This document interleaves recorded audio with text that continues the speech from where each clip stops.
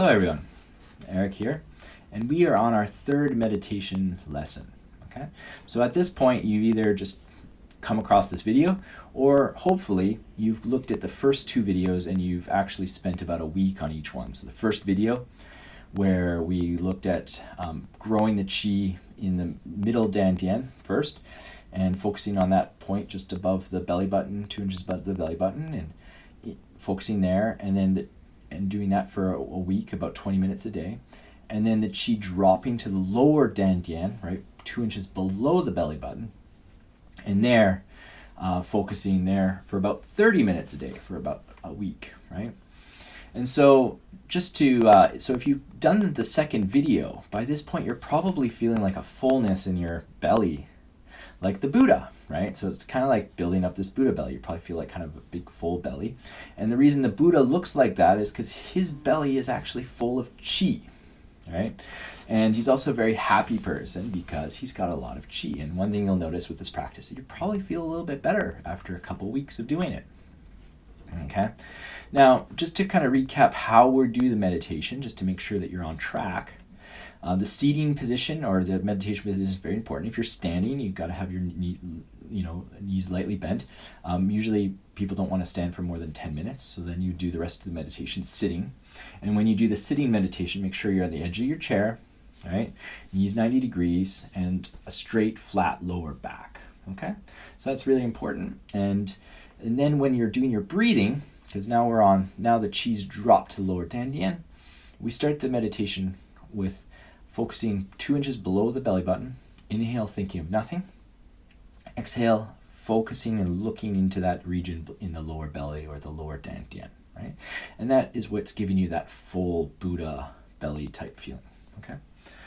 Now, as we keep talking about chi, I just sort of wanted to revisit the concept of chi and just try to look at it from another angle and things. Now, chi is kind of like everything, right? And so we're talking about chi in the body, but chi represents anything that has an opposite, which is everything, right? So dark has light, right? And if we look down to the atom, you know that you have a positive charge and a negative charge, right? You have the proton and the electron, and those are kind of balance each other out, right?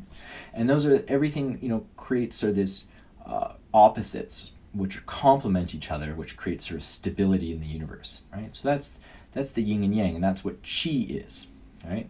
Now, chi arises from the Tao, right? And the Tao is kind of a very interesting and mysterious thing, and it's the place that you just can't know about. It's the unknown universe. And the reason it's unknown is because if you knew something about it, right, you would have communicated with it, which means it would have sent you a signal. And if it sent you a signal, that's yang energy, and then you would have received that signal, which is yin energy, and now it's no longer the Tao, right? So the Tao is this unknowable entity. Now, it's roughly equivalent, though, to our God.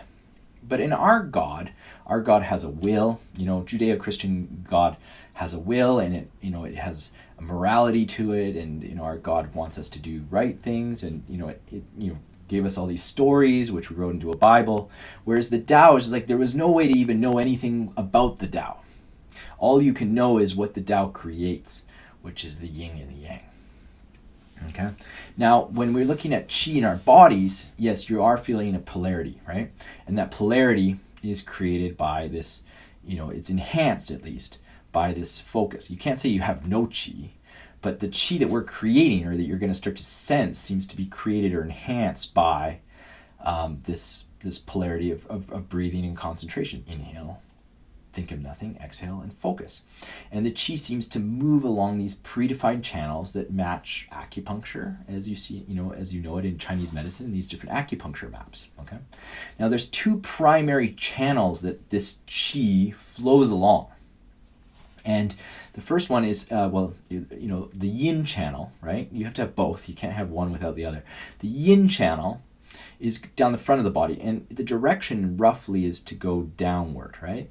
And which kind of makes sense, because if you kind of have a massive object, mass, right, being yin, right, and you let go of it, it sort of goes down, right? So the yin channel has this nature where the chi goes down, and as we did focused on the middle Dan Tien, after a couple days, the qi dropped to the lower Dan Tien because the natural movement of the qi was to go down. So that's the yin channel.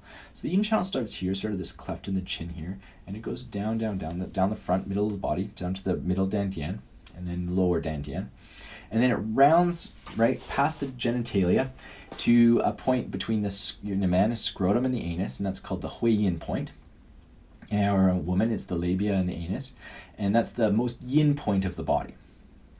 Then the governing channel, that's a yang channel, and that goes up the spine. So it starts between the anus and the coccyx, or the tailbone, and then it goes up the spine, all the way up the spine, up the back here, and then straight down the middle of the forehead, down the nose, right? Passes right by the third eye, by the way. And then it comes right down here, and then it terminates right between the gum and the lip, okay? And so you notice the conception channel, the yin channel, starts here, and the governing channel ends here. Now, the interesting thing about how to, but for them to properly circulate the energy around, this qi energy, which you're going to get more familiar with as you experience it, you need to have them to connect with the tongue, right? And that's why we said in the first two videos, please put your tongue to the roof of the mouth. And if you look at this diagram, it's a picture of this monk reaching up into the sky. And he actually represents the tongue in the body. So this is an old diagram drawn out by some Taoist about the importance of having the tongue to the roof of the mouth, which is quite interesting. Now, so basically what we're going to be doing in this course is opening up the governing and the conception channel, the yang and the major yang and yin channels of the body. Okay. Now, just to make sure that nobody's going off track, I just want to give a few. There's basically 3 areas where people can kind of run into a few problems, and they can kind of get a little bit misguided with this meditation practice. One is if you're a woman, you might, and you're practicing during your period, or just before your period, it will influence it. And why is that? Well, we're focusing on the lower Dan Tien now, right? And the lower Dan Tien is in that region, right? Where, and as we mentioned before, right, where attention goes, energy flows, and results show.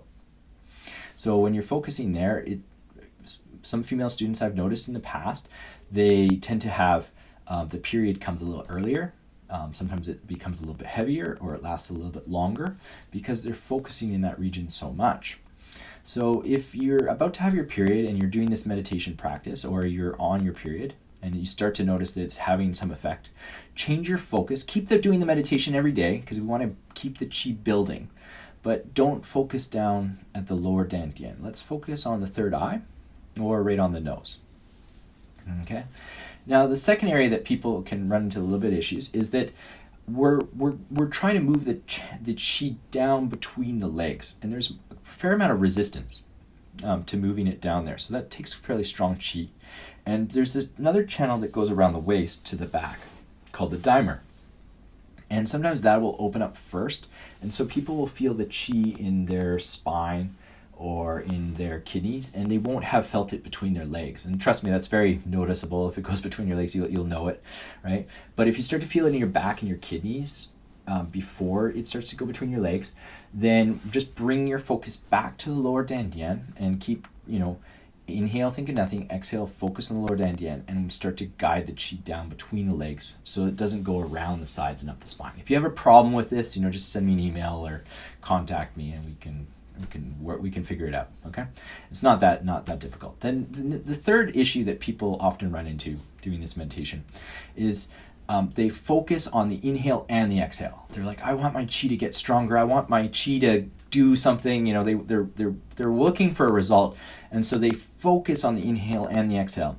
And meditation is supposed to relax you. It's supposed to be enjoyable and peaceful. And sometimes people over concentrate, so they're focusing on their qi on the inhale, and they focus on the exhale and focus on the inhale. And I've done this in the past, and it's given me like kind of a headache. I started to do this. Actually, I was really focusing on my third eye because I really wanted my third eye to open. And so I'd focus, and then I actually ended up with quite a bad headache doing that. So, my teacher was just like, no, just in the inhale, let it go. Exhale, focus, inhale, let it go. And so, that seemed to resolve the issue.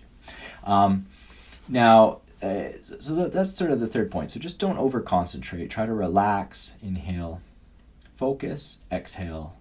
Exhale, focus, inhale, relax, and let go. Okay. So because we're on the third lesson, you've been building up the Buddha belly, right? And you're feeling this fullness in your lower belly. And what we want to do is we want to strengthen the chi to overcome the resistance to go into the lower regions down to the Hui Yin point, right?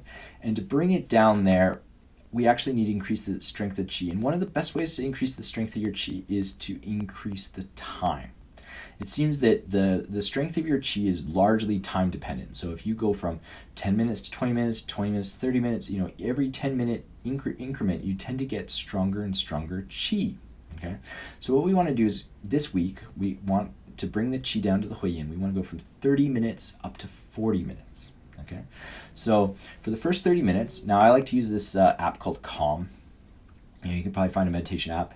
It plays nice rainy music, cancels out the noise around you. It keeps it right, and it plays a chime every 10 minutes. So for 30 minutes, just focus on the lower Dan Tien. Focus on building up that Buddha belly. Right, inhale, clear the mind. Exhale, focus, and get nice and full. And then in the last 10 minutes, start to focus. Try to focus between the legs, down past your genitalia, between the legs, just between. Just between the scrotum and the anus, or the labia and the anus, and try to draw the chi down there. And after 4, 5, 6, 7 days of just doing that, you're going to notice that chi is going to start to move from the lower Dan down into the Hui Yin area. Okay, so it's really exciting. That's kind of a major breakthrough as you get down there. That's a huge evolution in your practice if you can get the chi to move down to the Hui Yin point. If you have any questions or anything you want to know, then please contact me, send me an email, or shoot me a message. And if you're finding this really amazing practice, as amazing as I am, please give me a like or subscribe. I really appreciate that. And share the video with some other people, because I think the more people that meditate, the better.